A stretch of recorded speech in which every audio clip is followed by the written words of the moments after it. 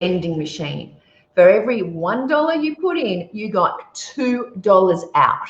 Well, today I'm going to share with you my secret strategy that is going to allow you to do just that. But before we get going, let's go to the credits. Buyers Show, where first home buyers go to watch their wealth grow. And here's your host, Jane Slack Smith.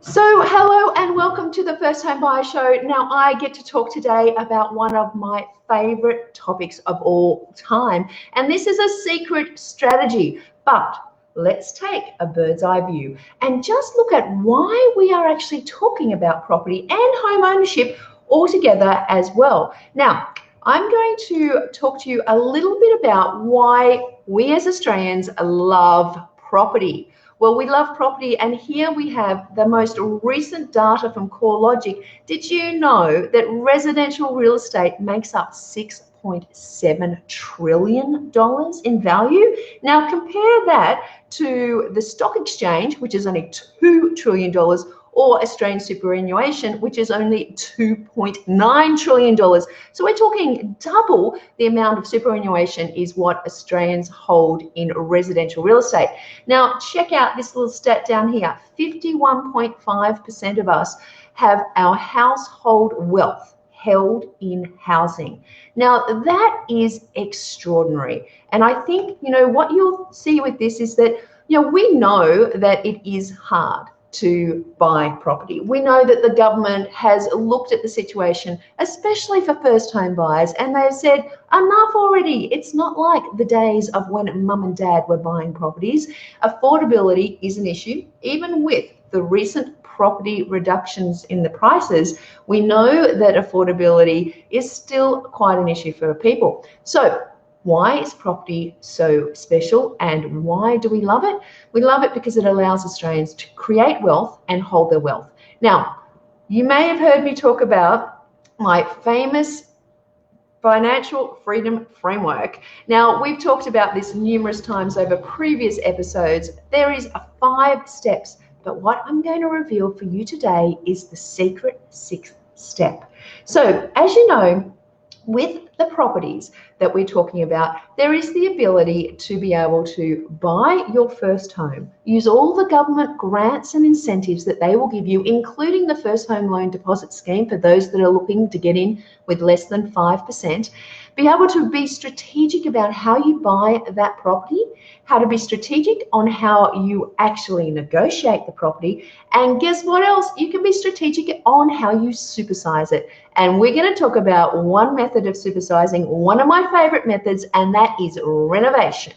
So when we're looking at the financial freedom framework, what we're really looking at is an entire process that allows you to get into a property, use it as a first home and a stepping stone for your wealth. Now, you might want to move out after 6 to 12 months, which is when, if you have a grant, the state requirements make you live in the property for that period of time.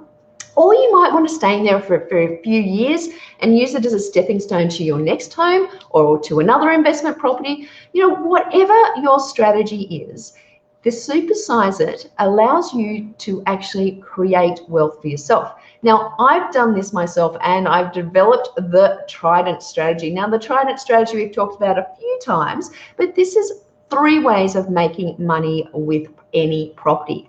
A, B, and C. Having a plan A, B, and C means if you screw a couple of them up, you've still got a plan to make money with your property that is going to allow you to create the wealth that you're after. So the Trident strategy, buy in a high growth area. Now, we've had a long conversation about this in episode 7 about how to be strategic about where to buy. We have talked about how to buy below the market value in episode 3 because we talked with Scott Agate from Hello House, and we did an entire discussion around negotiation with real estate agents and buying property under market. Now we get to talk about prong number 3, and this is my absolute favorite, and this is renovation. This is how you can actually add a value to your property. But as I suggested, it's just like having a vending machine, because we want you to know how to do this strategically. And I have a very, very special guest that I can't wait to introduce you to. He's a friend of mine, and we've been working together for over 7 years in developing tools and strategies and courses for those who like to renovate. Now, with the Trident strategy, we talk about buying at a discount, so you make money when you buy. We talk about being in a high growth area, so that the property that you're buying in the suburb that you're buying is where people want to live. So there's a demand that outstrips the supply and your property goes up in value. We've had that conversation, but now we get to talk about how to make at least $2 for every $1 that you spend. This is like having your own personal vending machine. So I want to take you through every one of those steps so that you can work out exactly how you can do that. So let's have a chat, and I'm going to bring on one of my favorite people, and that is John Hubbard. John, I'm going to welcome you to the show, and I can't wait to have this conversation with you.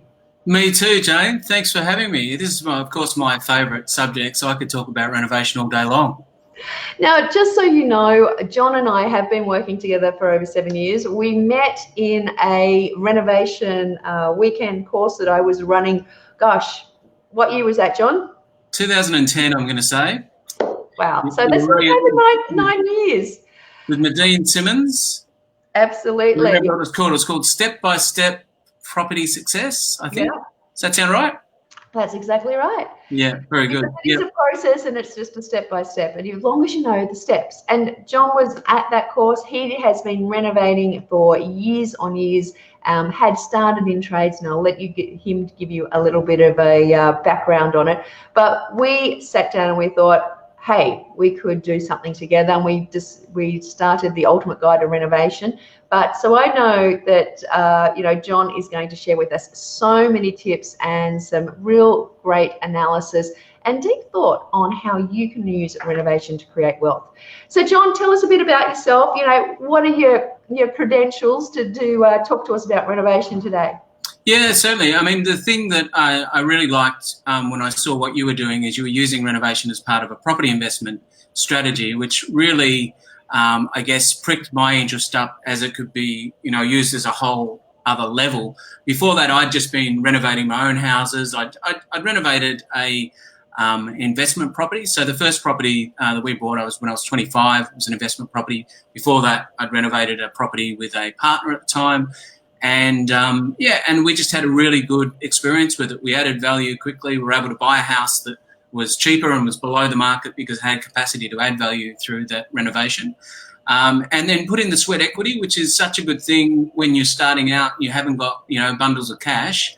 What you do have available is your kind of two hands, So we put in the sweat equity. We did everything we could. And even the stuff we couldn't do, we still did that and got advice and muddled through and did the renovation pretty cheaply. And we added about $60,000 to that first renovation project. And we're on our way, and then I was hooked.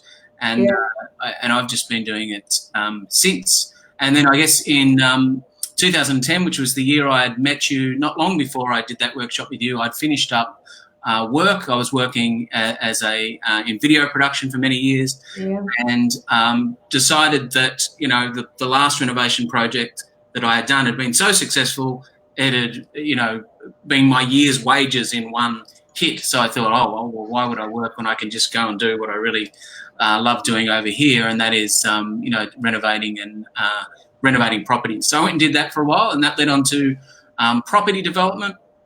And then, of course, at the same time, started working with you and helping you with some video and some online courses. Oh, you're being too humble, helping me. We joined at the hips for like 7 years, creating what we believe was the ultimate guide to renovation course for Australians. And, I'm happy to say that we've had thousands of people through that course, and just love getting the successful feedback on it.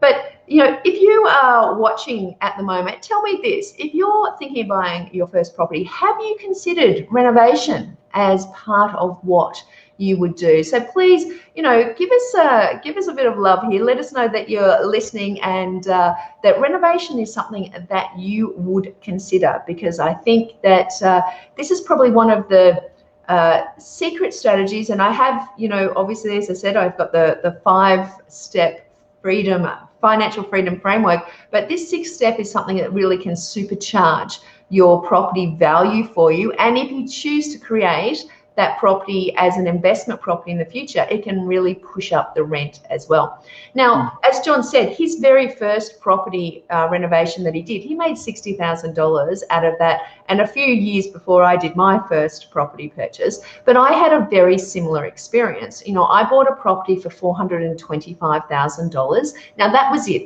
I used the $45,000 in total that I had saved. $25,000 of that went to the Victorian government as stamp duty. So I had a small 5% deposit, but I had big plans. And the big plans was around creating that wealth. And I had done all the research that we're going to have a chat to John about to make sure I was in the right suburb and I had the right property. And we did a renovation. Now, that renovation for me cost $50,000. And at the end of 9 months, that $425,000 property went to the value of $700,000. So we had made an extraordinary amount of money. And as John said, more than I was making it work with that one first property, which allowed me to pull the money out and go buy the next property. So my first home was the stepping stone that allowed me to create a property portfolio and the wealth and the freedom to do what I want. And that is what I would like for you. And that is why I want to introduce you to this concept of renovation. Now, John, one of the things that we often get told and is often asked in our first house buyer Facebook group is, should I buy new or old? Tell me this.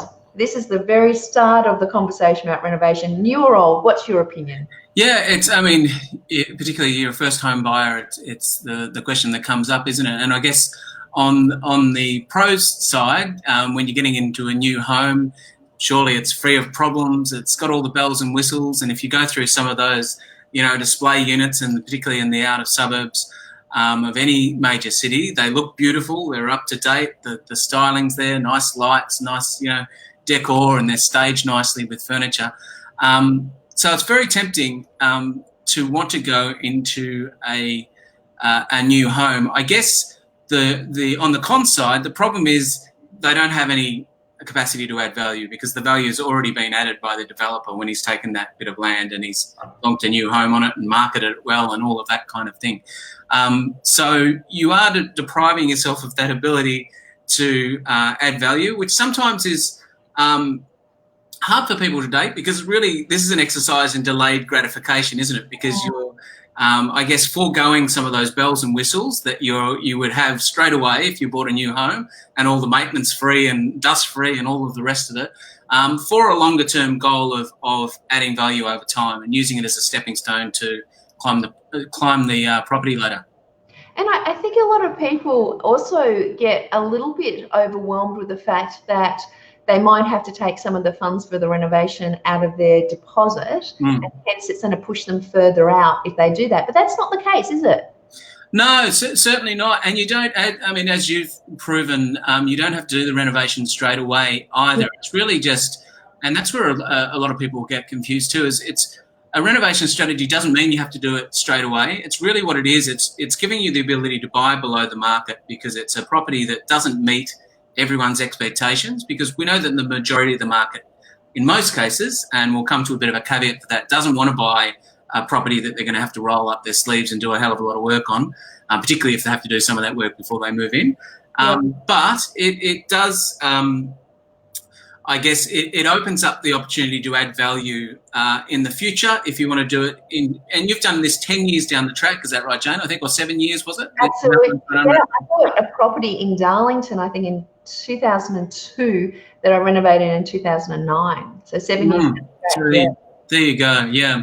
And I've done a bit of both. I've done a short renovation, got it good enough to move in or good enough for tenants, and then I've looped back around and done a second renovation. I've done that twice. In my own case, I did 2 front rooms and then moved into those, and then demolished the back and did a big extension.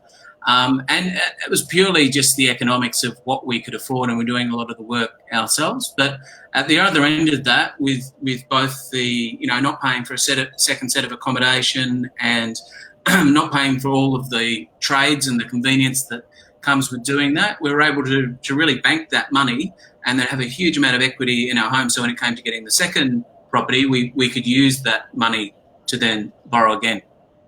Okay, yeah, and I guess the thing is, if you're thinking about renovating, I mean, it might feel like it's a long way down the path. You're still just thinking about buying your first property. That it's important, though, that you actually do understand that if you do want to have a property with the capacity to renovate, it actually dictates where you're actually going to buy. So, John, question to you. Are all suburbs created equal when it comes to renovating potential? Well, the real estate agents will tell you yes, because they'll tell you that just by virtue of a property being unrenovated, that it's got capacity to add value. But the truth is, no, not all suburbs are created equal, and there's some suburbs that are far better than other suburbs when it comes to renovating. And I did an interesting exercise a few years back, Jane. We were looking around a Melbourne suburb called Essendon, and I was just doing my due diligence on this suburb. We were looking to invest there, and I was recording the price per square metre of every house that came onto the market, and I was recording the price per square metre via unrenovated, dated, and then renovated, just to see if there was that gap between the price per square metre and from the unrenovated. Just to explain that, unrenovated is really old pink and blue kind of bathtub. Yes, I would call it. That the average mum and dad wouldn't walk straight into and live in, because it's got enough cracks and dust and so on around the place to go, oh no, we're going to have to do some work before we. So it would put off a section of the market. Dated, I recall something I used to say that was done up to the 80s, but since I'm getting older, Jane, I'd say into the 90s now. And so something that it's certainly not a modern renovation, but it's still pretty livable. You could put a paint job on it and put up with a few of those dated features for a number of years.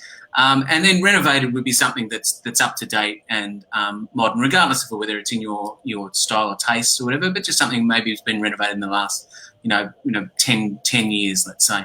So that's the way I record it. But what I found was an interesting thing when I was doing it for Essendon at the time, and there was a lot of there was about 3 renovation shows running at the time. So Australia was renovation mad, and the unrenovated properties were just running out the door, huge crowds at auction. And I was looking at them and thinking, these properties aren't cheap. So when I looked at the price per square metre for the unrenovated versus the dated and the renovated, I found that the dated and the unrenovated in this case were exactly the same price. They were selling for the same price, even though the dated properties had a hell of a lot less work to do. In some cases, they had really good bones, really just paint, maybe even paint a kitchen surface or something like that. I know you'll get into a few of those tips later, Jane. But there was really not a lot of work to do on the dated properties, whereas the unrenovated properties, they needed re-stumping. In some cases, they needed rewiring, re-roofing, all sorts of things that could run into easily, $20,000 to $30,000 before you actually started adding value to the property. And I think that's the thing. I mean, we're talking here about strategic renovation. We're not talking about let's throw some money in and make this property look good. We're talking about we want you to be able to make at least $2 for every $1 that you spend in your renovation. So it helps you to create the wealth that you're after and have that home as a foundation for you. And I think it's really interesting, the point that you make, John, there about, the shows really generated so much interest. We were looking in Balmain and Paddington at the time, and the exact same thing. I remember being in this street and there was this beautifully newly renovated property in Balmain with maybe 2 or 3 people going in and out. And across the road was this absolute dump, and there was like 60 people lined up, and it was the first time I'd ever seen a lineup to go into an open for an inspection. Yeah. So, we were I'm not a big lineup person, so I was like, oh, well, let's go check out the other one across the road. Didn't even know it was there first. And we went and had a look. Beautiful renovation. They'd spent maybe $60,000 to $80,000 on it. across the road, we went and finally lined up, went in and had a look. This place was a dump, but everyone had been watching the show and they wanted to make money from renovation and put their own mark on it. Yeah. And it was insane because when the property sold, the property sold for about the same price. So there was at least $70,000, I think, of extra work that was done to bring it up to the renovated state, plus the time, loss of rent, or loss of being able to have access to the property whilst you're paying interest on your loan. So all these costs just for the mark of putting your own little taste and having a go at renovation. Yes. Insane. Which I guess brings us, as you suggested, there's some suburbs that have the capacity. So looking at the prices on comparable sales, and people can go to realestate.com.au, they can go to domain.com.au, have a look at the past sales of specific properties, so 3-bedroom houses, for instance, because we've already talked in episode 7 about having the typical type of property, minimise your risk. So do the search on the past sales or track them and actually have a look for your suburbs, what is selling for the renovated and what's selling for the unrenovated and what's selling for the dated. Now, the way that you can work out per square metre is on every one of those pages, they're going to say 3 Lachlan Street in Waterloo, and they're going to say, sold for $1.5 million on 600 square metres. So all you do is you take the $1.5 million and divide it by the 600 square metres, and that will tell you for the block size what the typical type of price you could expect to pay. It also gives you a little bit of information of what that price point is in the suburb.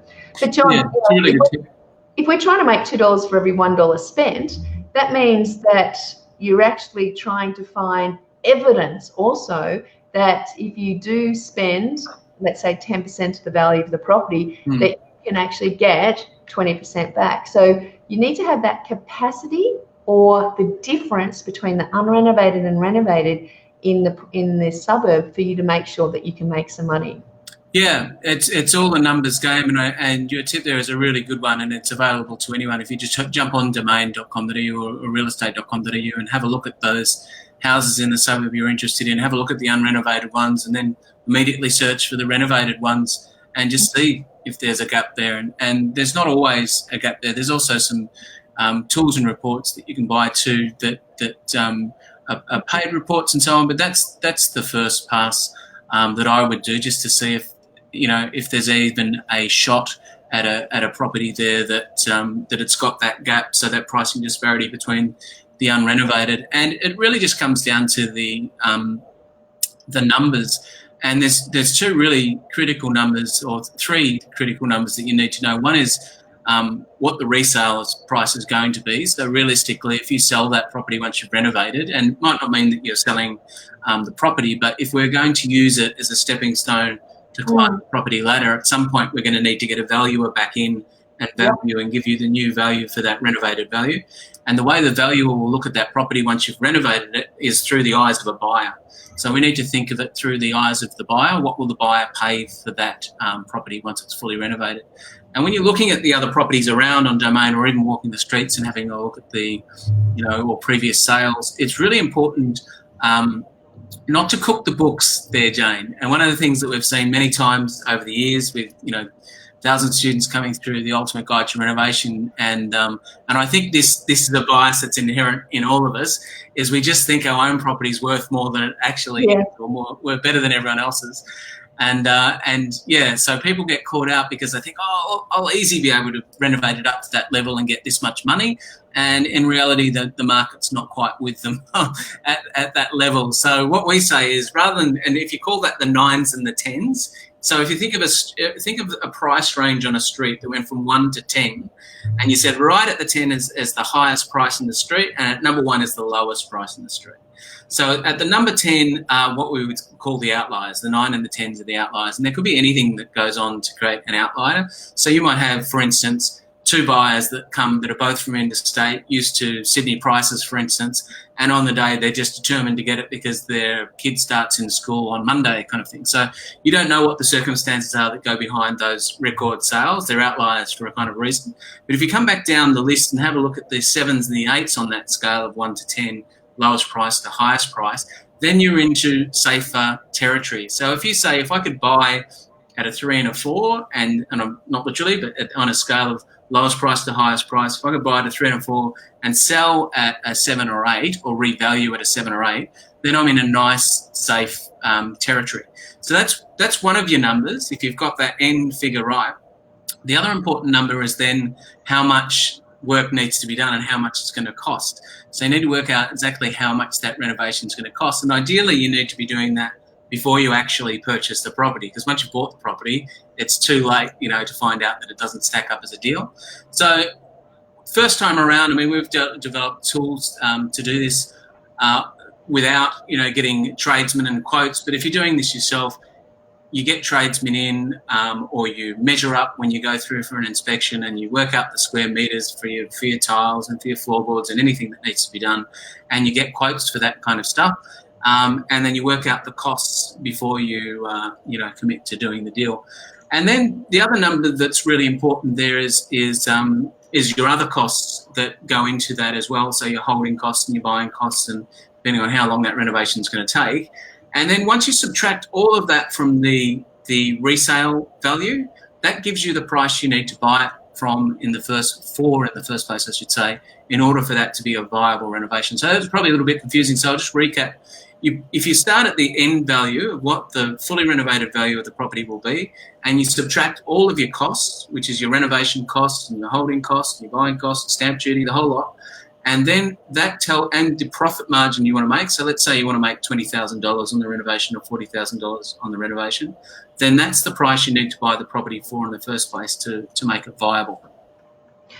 John, really good point. I'm just going to share quickly with the Investors Choice Mortgages, we believe in having as much information at your hands as possible. So for all our pre-approved clients, we give them access to RP Data Professional, and it allows them to go through and set up alerts, look at properties, create their own valuations that the banks use. It's $150 a month usually. It's an incredible tool. But one of the resources that I do love the most is this suburb report. And what John was just talking about there in that pricing disparity, or that pricing difference that we talked about, is understanding the difference, and as he said, from 0 to 10. So if we look here, we're at 25%. So this is 0 to 2.5, and then median is obviously at the 50% mark, and then we're at the 75% mark. Now, for a renovation, typically, let's just say for a cosmetic renovation, what you're trying to do is you're trying to potentially spend 10% of the value of the property. So if we bought a property for $610,000 and we're going to spend $61,000 on it, we'd actually want to make at least $2 back. So I'm adding an extra 61 on to get to $730. So this tells me if I'm buying at the bottom of the market, then there's still capacity for me to be able to make money out of that property. So if I'm buying at $733, I'm doing a renovation that's maybe costing $73,000. I want to add $2 for every $1 I spent. You can see here that it's just a bit over what the top or 75 percentile of that suburb is. So this tells me that it's a little bit difficult. I need to be buying below 730 to be able to have the capacity to add value in that suburb. So I think it's really important, John, to see that and look at that, because as you said, there's a way that you can build up the costs and how much you should be looking at, but there's also the making sure that that suburb has that capacity. So there are tools and resources that you can use. So we've discussed the suburb and understanding whether the suburb has capacity for you to add value, but what about the property itself? Just because a property looks run down and a dump, does that mean it deserves a renovation? Yes, not always. And I guess this brings us to the subject of overcapitalisation, because many people get into a property, take on a renovation, and it doesn't deserve a renovation because there's no value that's actually been added to the property. So, you need to know those numbers first. But one of the biggest culprits we see for this is, let's call it the avenue of self-expression. So basically, taking it on as a bit of an artistic outlet and renovating to the own taste, and not really thinking about the what the market needs in that area and what's actually going to add value to that property. So when we bought our property in Brunswick, in Victoria, we took on the renovation, and my tastes were actually, I was interested in Victorian homes and period homes and all of that kind of thing. But what I saw when I was looking around at the market is the market wanted, they were happy with it to have a period home out front, but at the back they wanted modern, even though at the time that wasn't really my taste. But luckily, I saw sense and I renovated to the to what the actual market wanted. And we actually just made the decision that we're not going to renovate the property, even though it's our own house and we're living in it. We're not going to renovate it to our own taste because we want something that is going to be an asset for us to climb the property ladder. So that's what we did, and we were able to look at houses actually in neighbouring suburbs that had got a really good price, so clearly what the market wanted, and then use some of the elements that they were using on their properties and put that on our property to really increase the value of it. So, yeah, don't renovate to your own taste, renovate to the tastes of the majority of people in your market. So know who the typical market is, and we've talked about that on episode 7. And I think, you know, I remember having a conversation with my sister when she was renovating her unit. She's like, well, I'm definitely doing scissor stone in the kitchen. I was like, well, in actual fact, you know, the typically renovated properties in these areas are Laminex. Are you overcapitalizing by putting what you want in, which is scissor stone? Yeah. And the reality of the matter was that she would have spent too much money on it. She, you know, obviously didn't follow her big sister's advice and did put the scissor stone in because she qualified in her own mind. But, you know. No, you can't be a prophet in your own land, Jane. Sorry? You can't be a prophet in your own land.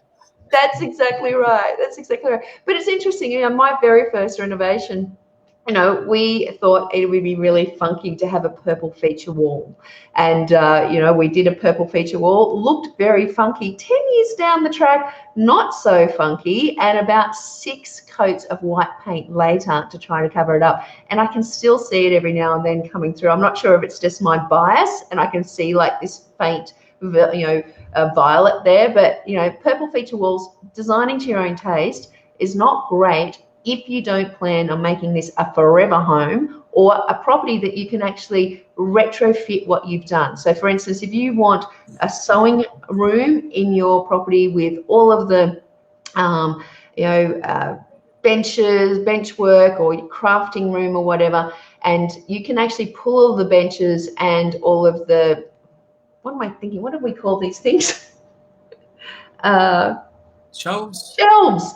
Yep. All the shelves out. You haven't got room there for a bed. If you can pull it out before you sell it or rent it, fair enough. But if you're talking about, you know, doing a sunken room, big television room with, you know, built-in big chairs, etc., then it's a whole different story. Guys are pretty good at doing that. You walk into a property and it's got a massive home theatre and they're the only ones that really wanted that. Or pools or huge decks or, you know. Or 5-car garages. Yeah, 5-car garages, yeah. Yeah, blokes are very good at that. Yeah, let's put 150 on the garage. Yeah, and I mean, one of the most heartbreaking things you will ever go through having renovated a property is you put, you know, the love into, you know, your perfect laundry, for instance. And I think this happened with one of the properties that we were involved with, John. Perfect laundry, lots of love, making sure the shelf space was there, etc. And the people who came in and bought it said, well, I have a son with special needs and we're going to convert this into a bathroom, and ripped everything out. It's like, So don't make it personal. You know, you are going to live there for a period of time, but understand how to be strategic about it. And John, I'm just going to bring up a slide for us about the other ways that renovators could actually fail to make a profit with their with their property or with their property. So we talked about buying the wrong property, doesn't have the capacity to add value. We talked about overcapitalizing, spending too much. We've talked about also the third one in there, which is renovating to your own taste. So let's take me through the other two. So we got paying too much and getting ripped off by tradies, and discovering hidden problems after the purchase. How can we prevent those happening to us? Yeah, paying too much for trades. There's plenty of outfits around that aren't that reputable, and one of the best ways that you can guard against paying too much for trades is one, getting educated on how much things actually cost. So we always recommend getting 4 quotations, and just through going through that process of getting quotations, you learn how much things are worth, and often how to do things. So if you're getting a quotation for a front door, for instance, to install a front door, ask them the process that they're going to use to do it, or what type of door they're replacing it with. And then you get to know the terminology of what the door is. Is it a solid door? Is it a semi-core? Is it, what kind of door is it? How many hinges are you going to be putting on? And you're building up that knowledge base through that quotation process to educate yourself on that building process. So that's one. The second thing is recommendations are a really good way to do it. Now, traditionally that means word of mouth. So if you've got a friend or a colleague or a family member that's used a particular tradesman, that's a really good way of doing it. Obviously, there's some great places online, Jane. I know you can speak to this really well for doing that too, with review systems and so on. Yeah, so seekingservices.com.au, and there's more and more. There's so many prop tech kind of startups happening all the time where they're putting together some of the trades. And you're even a big fan of Airtasker, right? I personally use Airtasker, and I actually had someone come. I've had them put up blinds for me. I've had them align photos and put up photos. I had someone come into the office here and put up a TV mount, and he during the day worked for a company that would charge hundreds of dollars to do that, and came and put it up after hours for me for $50. So, areas like Airtasker, but for your renovations where you're actually, really going to need maybe insurance, depending on your state, how much insurance that you're going to need as well, you need to make sure that you've got qualified tradies. But one of the other tips that I've used is if you find a really good tradie that you like. So for instance, we had someone who was just, super, a carpenter that was just super handy. He cleaned up after himself at the end of every day. He was there waiting to come in on time every morning. And we asked him, who would you recommend? Because when you've got a really good tradie, they like working with other good tradies. So they'll say, if I needed someone for tiling, you say, well, give Ben a call, because Ben, I've worked with Ben a few times, he's really good. So you're going to get that same expectation around the standard. Yeah. So, you're not going to end up being ripped off by the tradies. And there are there to make a profit. So don't expect that you're going to scroll them down on every dollar, but you're going to get what you pay for often. And if you do get some really extraordinarily high quotes, and this is the problem with maybe going with one or just 2 quotes. If you do get some really high quotes, it might just be that they're too busy and they're just trying to discourage you. Yeah. So you have a false sense of how much that renovation really should cost. Yeah, it's a very common, not trick, but very common practice to, if people are busy, they just put out a high quote, and if they get it, they'll make the time because it's worth their while, and crunch their time. But if they don't, so be it. So it happens all the time. The other comment I'd just make, what you said there about good tradesmen like working with good tradesmen. It's so true, and often groups of tradesmen go through their entire careers working with, roughly the same group of people, and they get used to even coordinating each other. And obviously there's then a kind of a social reason. You don't want to hold up your friend by not showing up on the day and not having an area ready for the plumber to come and lay his pipes, for instance. So that has another additional benefit to just finding a reputable tradesman. And look, you know, if you're doing your renovation as you can afford it, it might be tempting, for instance, to just do the kitchen and maybe delay the bathroom until later.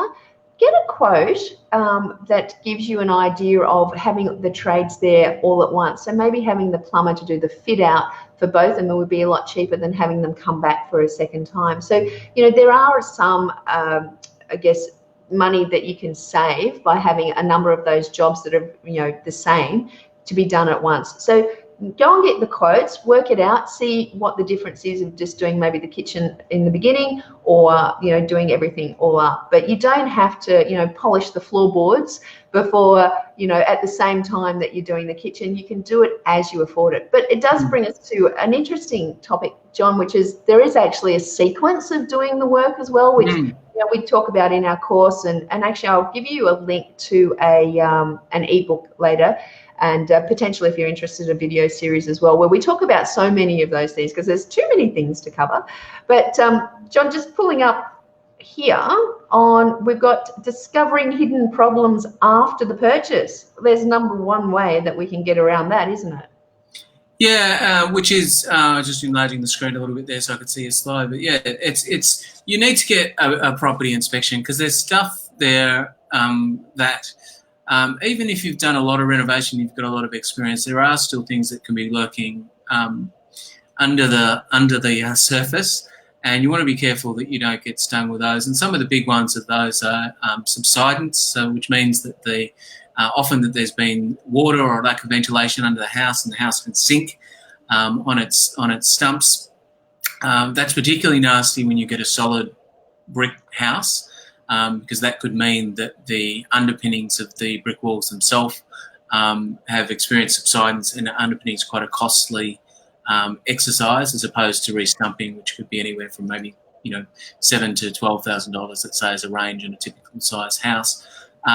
So that's something you definitely want to watch out for. The other thing is pests. If you strike termites, that can be a real deal breaker and can really make your life miserable because you can.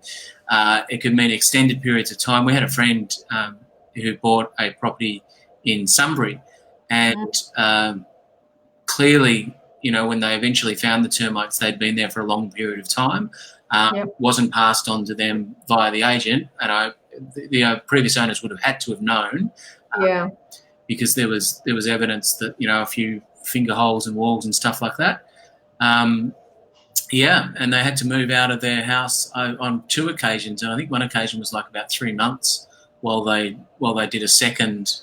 You know, they had to do this treatment, which is chemical, not great for the kids to be hanging around. They had to move out of home, come back in. They did a second round, move out for that again. So yeah, that can really turn your life upside down. So hiring a building and pest inspector is really something worth doing. Before you do any purchase. It just gives you that peace of mind that you're not going to get caught out in something horrible like that. It's interesting, John. One of our Ultimate Guide to Renovation students who started with a meth lab that she was renovating has, in recent years, you know, one of the townhouses that she owns that's part of a strata, they've found incredible amount of termites, and it's costing hundreds of thousands of dollars at the moment to essentially rebuild it. So, you know, and remember, go back to episode 2. We talked to Emma, who was a first home buyer, episode 2, who at the pointy end of negotiations, when the pest inspection came back that showed termites, listen to how she negotiated and what she did to get around it and still secured the property and did it so that she was confident that the termites were dealt with. So it's really important. And I think also, you know, when we talk about this, you know, the financial freedom framework, we talk about slamming it, and slamming it, you know, as you know, we've spoken to Scott around negotiation. The other thing around slamming that property once you find it is the inspections that you need to do. So it's really important that you understand how that works, and, you know, understanding the process of actually buying is so very important. Head back to episode 5 if you missed that episode where that was discussed. You know, it's some it's an area that, you know, after you've been through the entire buying process and you're setting a strategy and then getting the loan set up and getting the grants approved and then going and sourcing the property, doing all the research that you do, the legwork and inspecting the properties, it's kind of like, I'm over it now. But no, you're not. You need to slam it. So that negotiation and inspection is so important. And as we just saw, you know, it is possible to actually lose quite a considerable amount of money if you don't identify those beforehand. So really good tips. Thank you, John. Well, look, how about we move on to some of the areas where people can add the most value? And as I indicated before, I'm going to, I think I've got it here. I'm going to give you the ability to go and download a room by room strategic renovation guide that we have.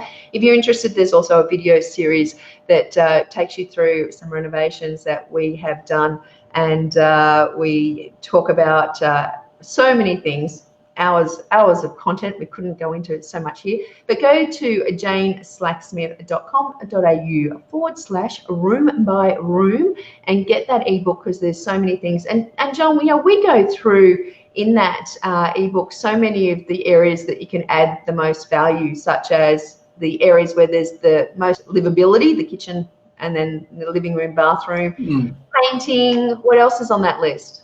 Yeah, there's a lot, and it starts from the time that someone's driving up the. If you think about what we mentioned before about the valuer and how he's looking at your property post renovation, he's looking at it from the point of view of two buyers driving up, or one buyer driving up to that house and their first impressions of that house. So it starts from the very time you pull into the street, and then the street appeal, and then as you enter the property. So street appeal is one of the big ticket items in adding value to a property. The other ones and there's many things. I'll just mention that before I get on to the next one, Jane. There's many things, and we can loop back around to this, you can do to improve your street appeal, which aren't necessarily very expensive. And paint is the coverall that solves so many problems when renovating and adds so much value. But then once you get into the property, it is those living spaces, and in particular the kitchen and the bathroom, which are your big ticket items there.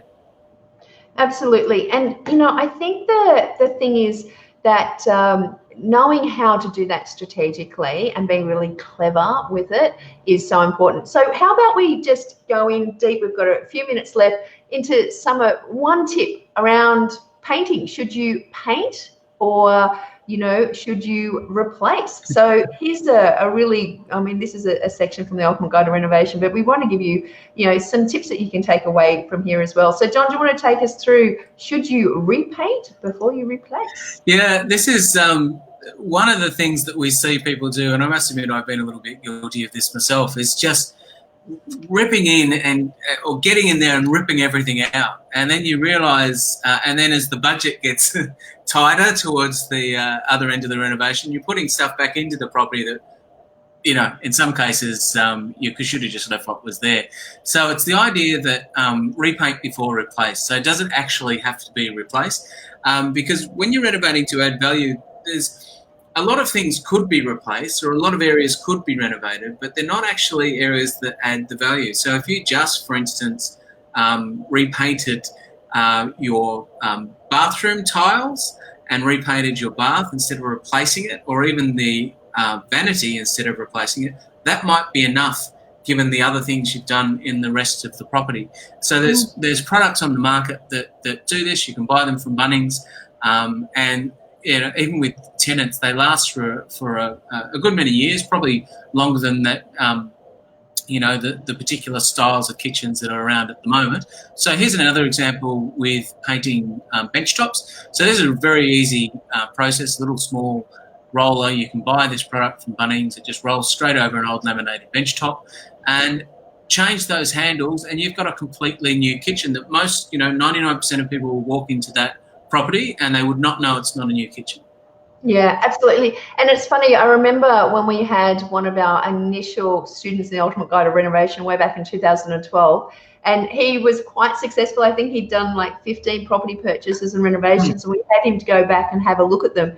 And in actual fact, it was growth that had actually allowed him to make most of the money on what he thought were successful renovations. Yeah. But he was just about to rip out an entire kitchen, which is his go-to move. And he was going through the course and said, "Oh my God, I didn't even think about it," and saved himself $15,000 straight up. So he was like Demolition Man. The day you got the keys, you get in there and just strip everything out.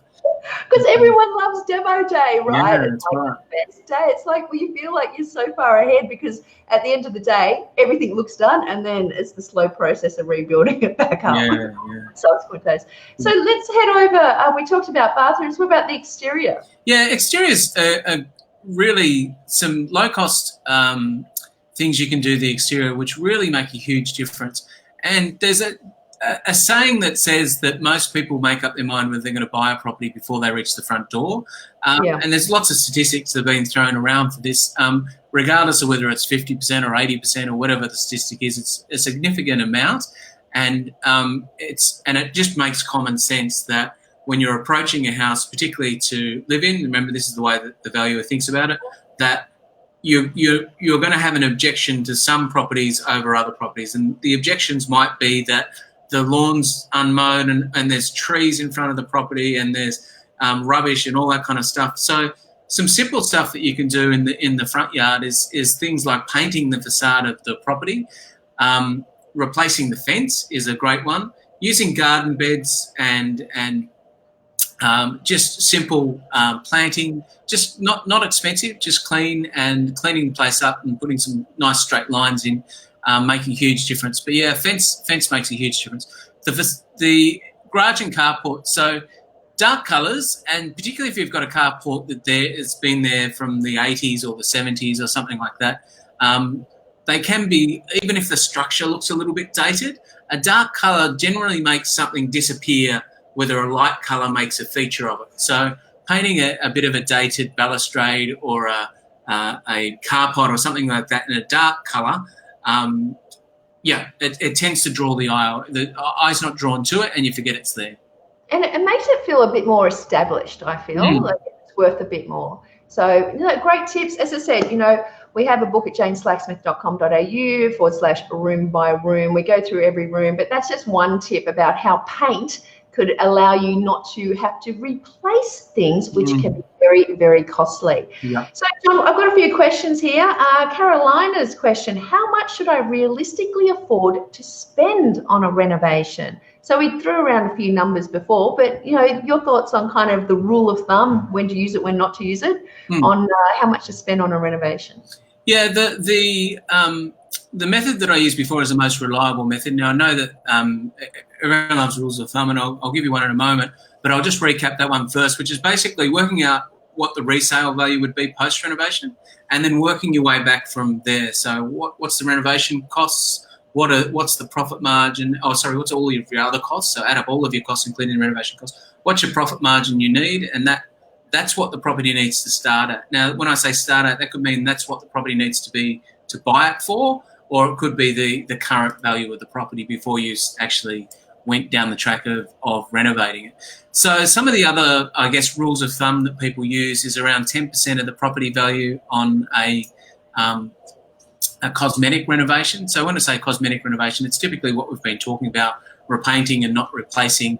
It's anything that doesn't involve a structural change. So, for instance, if you were to remove the bottom of a window and make it into a sliding door onto the external wall, that's a structural change. Or if you were to move a wall within that property, that's a structural change, which would need a permit in nearly all cases. So that's the difference between a structural and cosmetic. So cosmetic renovations are typically around 10%.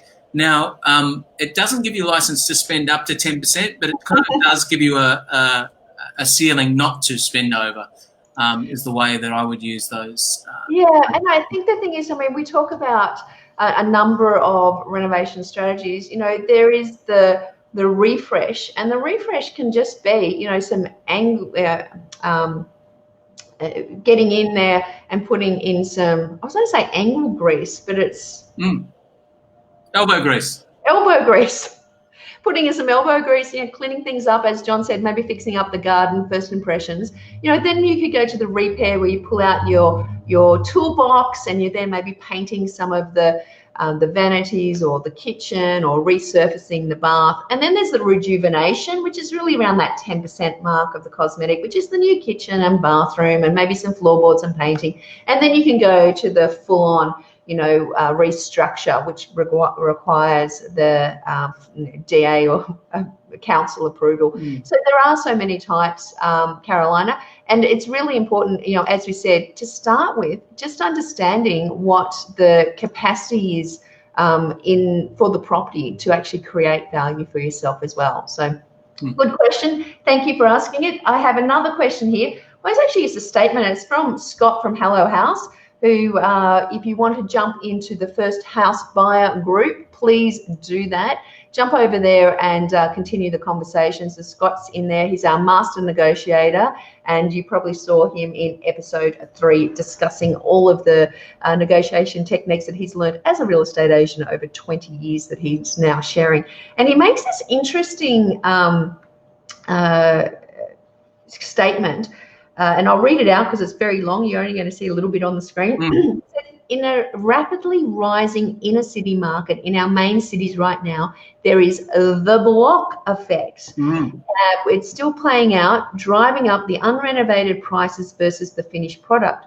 What's your view on, instead of buying to say a $800,000 property and spending 10%, $80,000, and then having to take on the time, the risks, the renovation, versus buying the finished product, say at $900,000 up front? So Scott brings up a point that we talked about previously, which is when in our own experiences where we had seen these TV shows really affect markets, where we were seeing the unrenovated properties almost outselling definitely the dated properties, but even getting comparable up to the renovated properties, because people wanted to have their own effect on it. And this is why it's so important to do that suburb analysis that we talked about. And John, we went into quite a bit of detail on that pricing, what we call pricing disparity, which is just making sure that there's enough of a gap between the renovated and unrenovated properties in the suburb. So I think Scott's brought up a really good point. It's really really important not to be doing renovations for renovation's sake. You definitely would not be wanting to buy a property that had no value to add in the first place.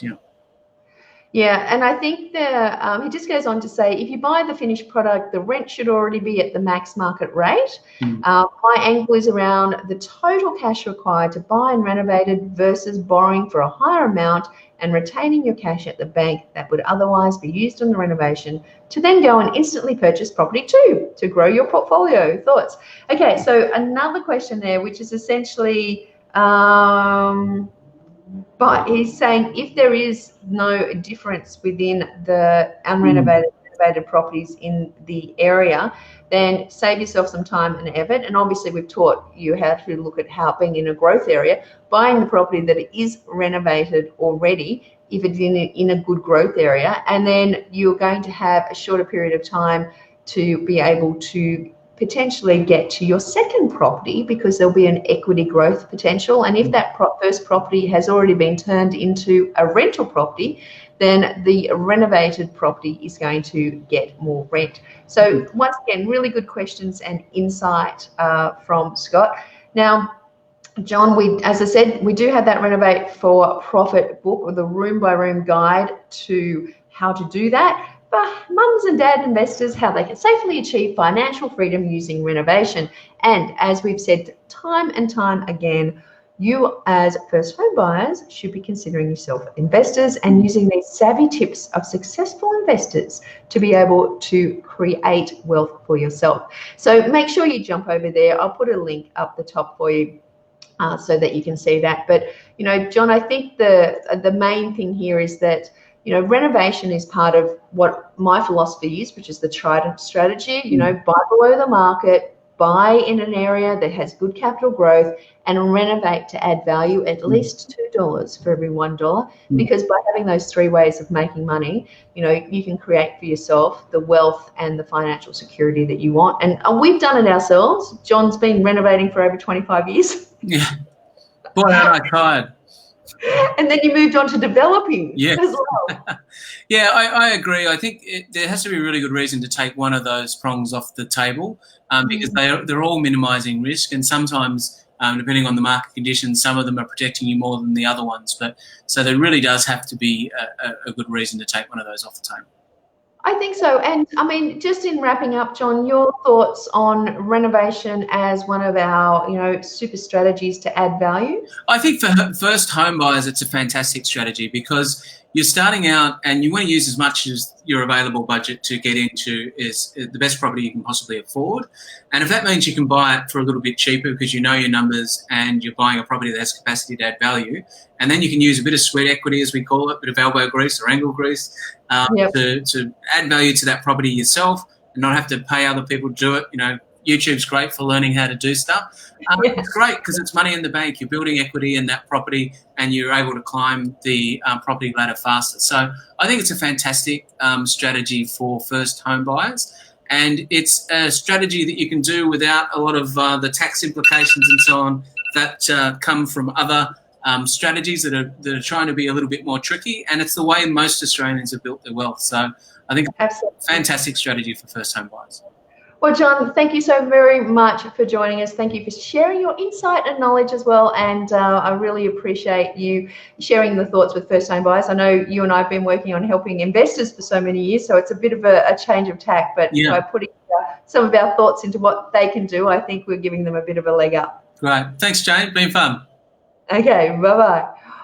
All right, guys. Well, guess what? It is a time for my speedy summary. So if you're a first home buyer and you're looking at adding value to your property, then you can do that through renovation. It is my secret, sneaky 6th step in the financial freedom framework. So we talk about the 5 steps. This is the 6th step. Once you have slammed that property, whilst you're living in that property, you can renovate it at a time that suits you. When you get the money to do it, you don't have to do it all at once to create extra value. It is like having your own vending machine. For every $1 you put in with a strategic renovation, you should be getting $2 out. So what is a strategic renovation? Well, a strategic renovation can only be done on old properties, not new. So buying new actually takes this entire strategy off the table for you. Now, I talk about my trident strategy, 3 ways of making money. We've talked about how to negotiate to make money when you buy. We've talked about how to be in a capital growth area so your property is making you money for years in the future. And now we're talking about supersizing that and doing a renovation that strategically can add $2 at least for every $1 that you spend. And if you decide to rent that property out in the future, create a higher rental income for you. So the gap between your mortgage repayment and costs and the rent you get is even smaller.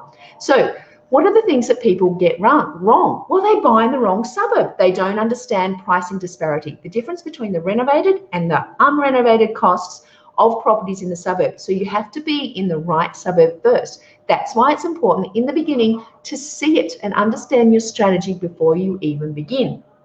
Then what you need to do is have a property that has the capacity to add value. Not every property that has the need for a renovation deserves a renovation. So understanding if there's capacity is by looking at realestate.com.au, domain.com.au, or even using RP data that allows you to be able to look at the sold properties and look at what the renovated properties are selling for and unrenovated, and working out using trades quotes, and we've talked about at least 4, so you're not ripped off, to be able to understand is there capacity to make some money.